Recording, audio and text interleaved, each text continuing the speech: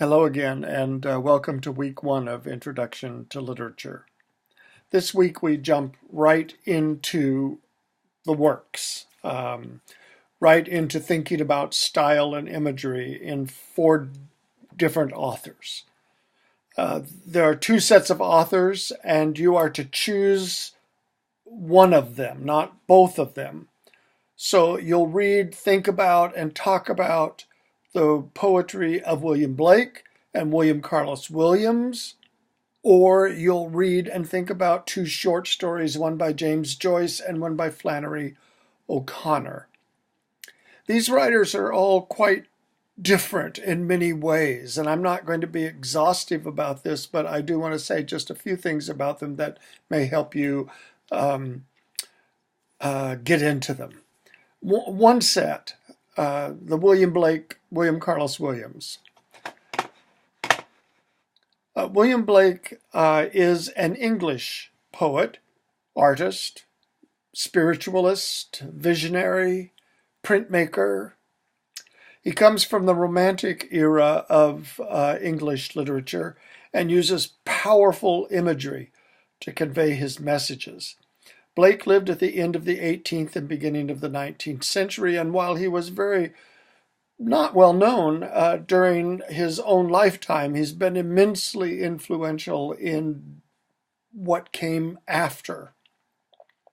William Carlos Williams, on the other hand, is an American poet, a modern imagist, a user of imagery, who focuses primarily on image more than anything else.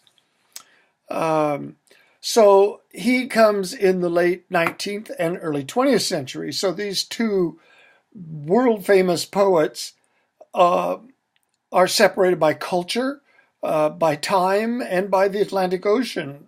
The only thing that doesn't separate them is that they're both poets and they're both English.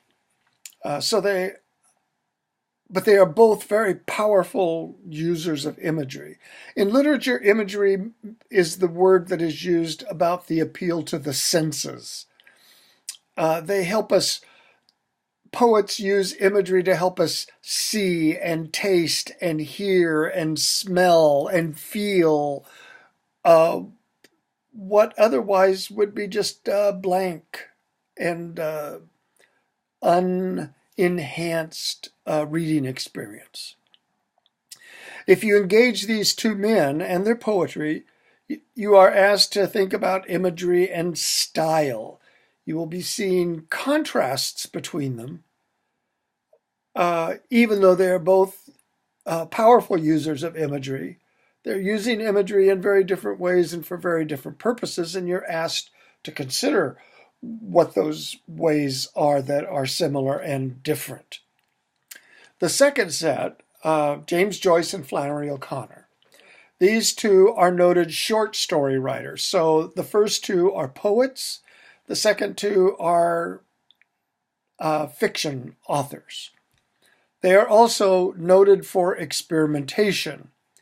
Joyce lived from 1882 to 1941, is an Irish Catholic, although he left the church behind, even though it plays a significant role in all of his works.